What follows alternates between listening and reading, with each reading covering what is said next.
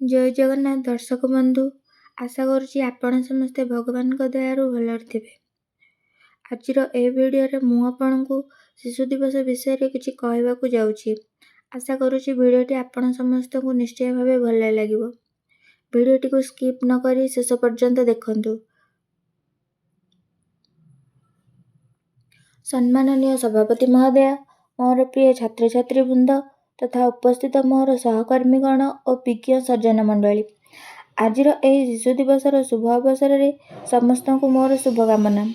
ମୋର ବକ୍ତବ୍ୟ ଆରମ୍ଭ କରିବା ପୂର୍ବରୁ ଯାହାର ଜନ୍ମଦିବସରେ ଆଜିର ଏହି ଦିବସଟି ସୃଷ୍ଟି ହୋଇଛି, ସେହି ଭାରତର ପ୍ରଧାନମନ୍ତ୍ରୀ ତଥା ସ୍ୱାଧୀନତା ସଂଗ୍ରାମୀ ଜବାହରଲାଲ ନେହେରୁଙ୍କ ଚରଣବିନ୍ଦରେ ଭକ୍ତିପୂତ ପ୍ରଣାମ ଅର୍ପଣ କରୁଅଛି।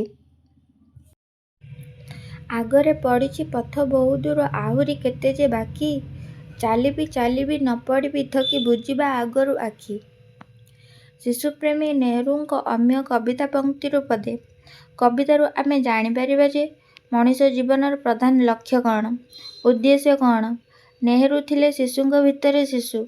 ଶିଶୁଙ୍କ ଉଦ୍ଦେଶ୍ୟରେ ସେ କହିଛନ୍ତି, ତୁମ ସହିତ ଗପ କଲେ ମୁଁ ଜୀବନର ସକଳ ଦୁଃଖ ଭୁଲିଯାଏ। ଆଜିର ଶିଶୁ ଆସନ୍ତା କାଲିର ନାଗରିକ।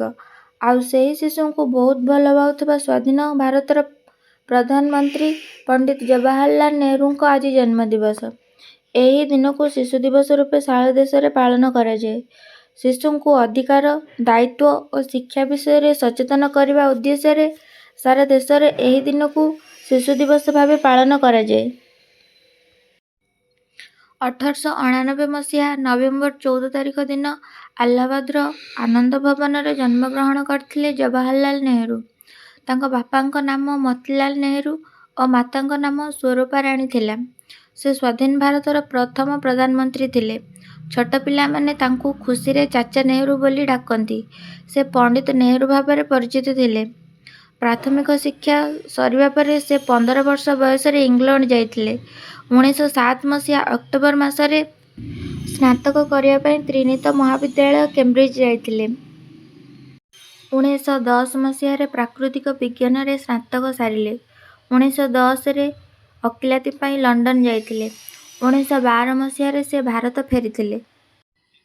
ମହାତ୍ମା ଗାନ୍ଧୀଙ୍କ ନେତୃତ୍ୱରେ ସ୍ୱାଧୀନତା ସଂଗ୍ରାମ ଆନ୍ଦୋଳନରେ ଝାସ ଦେଇ ସେ ବହୁଥର କାରାବରଣ କରିଥିଲେ। ପରିଶେଷରେ ଭାରତ ସ୍ୱାଧୀନତା ଲାଭ କଲା ଏବଂ ସ୍ୱାଧୀନ ଭାରତର ପ୍ରଥମ ପ୍ରଧାନମନ୍ତ୍ରୀ ହେବାର ଗୌରବ ଅର୍ଜନ କଲେ। ସେ ବହୁ ପ୍ରେରଣାଦାୟକ ପୁସ୍ତକ ଲେଖିଛନ୍ତି। ତାଙ୍କ ଦ୍ୱାରା ରଚିତ ପୁସ୍ତକ the discovery of India, letters from a father to his daughter ଏବଂ ତାଙ୍କ ଆତ୍ମଜୀବନୀ ଟୁୱାର୍ଡସ୍ ଫ୍ରିଡମ୍ ଇତ୍ୟାଦି। ଶିଶୁମାନେ ହେଉଛନ୍ତି ଦେଶର ଶକ୍ତି ଓ ପ୍ରଗତିର ସୂତ୍ରଧର। ସେ ଭବିଷ୍ୟତରେ ଦେଶର ନାଗରିକ ଓ ଦେଶର କର୍ଣ୍ଣଧାର। ଏଣୁ ଦେଶର ସାମଗ୍ରିକ ବିକାଶ ଶିଶୁମାନଙ୍କ ଉପରେ ହିଁ ନିର୍ଭର କରିଥାଏ। ସେଥିପାଇଁ ଶିଶୁମାନେ ସୁସ୍ଥ ଓ ନିରୋଗ ରହିବା ଆବଶ୍ୟକ। ଏଥିପାଇଁ ନେହେରୁଙ୍କୁ ସର୍ବଦା ଶିଶୁମାନଙ୍କର ଉନ୍ନତି ପରିକଳ୍ପନା କରିଥିଲେ। 1964 ମସିହା ମେ 27 ତାରିଖରେ ଏହି ମହାନ ବ୍ୟକ୍ତିଙ୍କର ଦେହାନ୍ତ ହେଲା। ତାଙ୍କ ମୃତ୍ୟୁରେ ସାରା ବିଶ୍ୱ କାନ୍ଦି ଉଠିଥିଲା। ଶିଶୁମାନେ ତାଙ୍କୁ ଶ୍ରଦ୍ଧା ଓ ସମ୍ମାନରେ ଚାଚା ନେହେରୁ ବୋଲି ଡାକୁଥିଲେ। ଆସନ୍ତୁ ଆମେ ଏହି ଶିଶୁ ଦିବସରେ ସଂକଳ୍ପ ନେବା ଯେ ସର୍ବଦା ପିତାମାତା ଓ ଗୁରୁଜନମାନଙ୍କୁ ସମ୍ମାନ ଦେବା, ଏକ ଆଦର୍ଶ ତଥା ଦେଶର ସୁନାଗରିକ ହେବା, ଯାହାକି ଚାଚା ନେହେରୁଙ୍କ ପ୍ରତି ଆମର ପ୍ରକୃତ ଶ୍ରଦ୍ଧାଞ୍ଜଳି ହେବ। ମୁଁ ଏତିକି କହି ମୋର ବକ୍ତବ୍ୟ ଶେଷ କରୁଛି। ଭାରତ ମାତା କି ଜୟ।